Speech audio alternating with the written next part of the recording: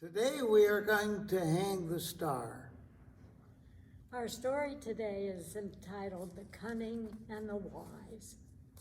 "Look up then," said the carpenter, and they both bent their heads back to examine the roof above them. High in the vaulted ceiling, the plaster was peeling, and an area of black damp spread from one corner. "What's beyond the roof?"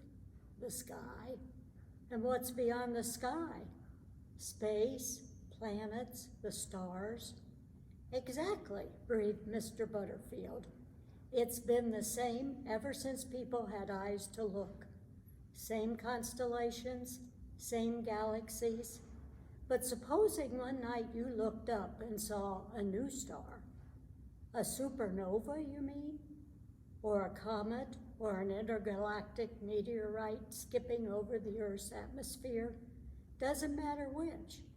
Just suppose this brand new twinkling pinpoint of light looked you in the eye and winked."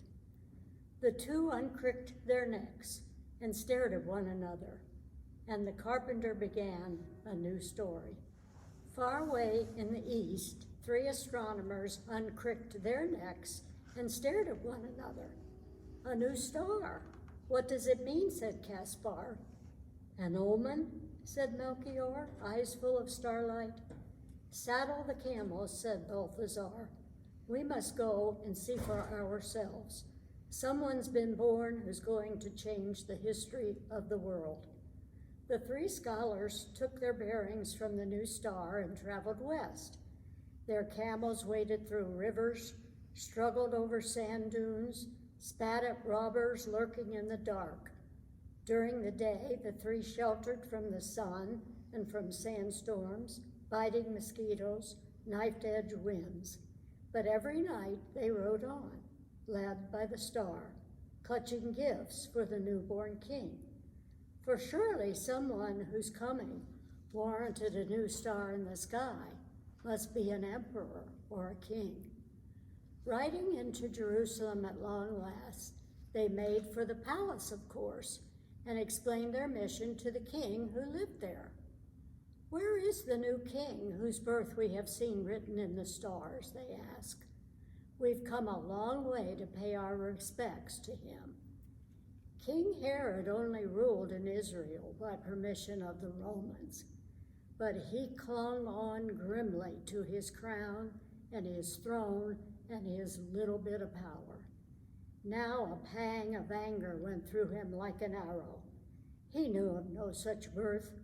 New king, he thought to himself, "I am the only king of the Jews." But to the three travelers he said, "I'm afraid I know nothing of this star child. When you find him, please come back and tell me so that I too may pay my respects." Under the folds of his robe, his fingers toyed with a dagger in its jeweled sheath. These three scholars might be wise in the ways of the night sky, but Herod had cunning enough to snuff out that star of theirs. "You need very long arms to snuff out a star," said the boy. Mr. Butterfield nodded.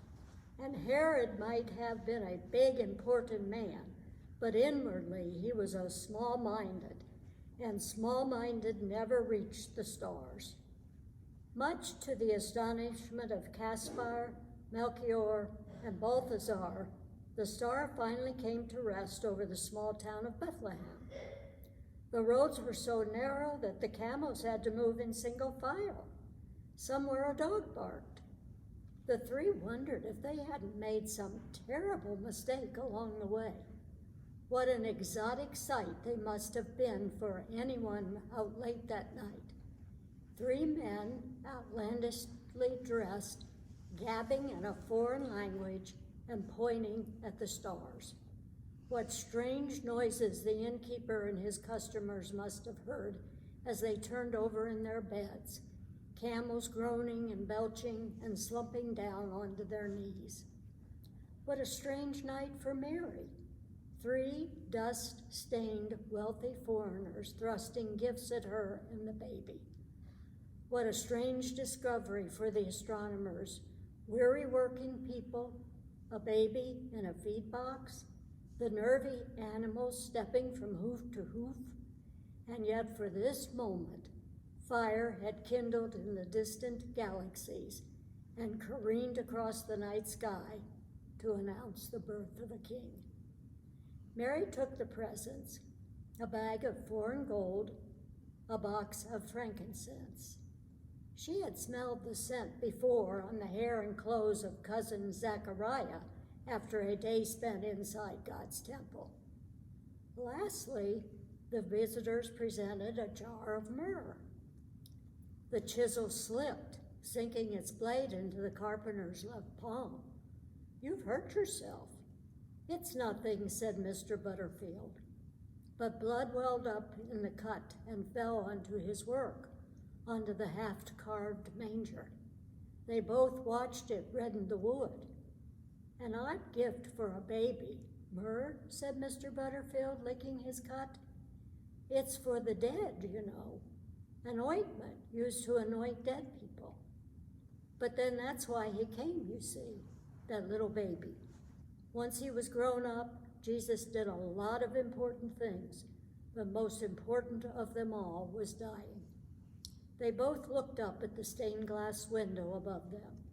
A green hill, a brown cross, a man who was Jesus spilling his blood to wash away all the wrongs in the world.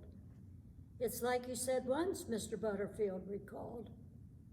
Jesus was like the sheep who died in place of Isaac.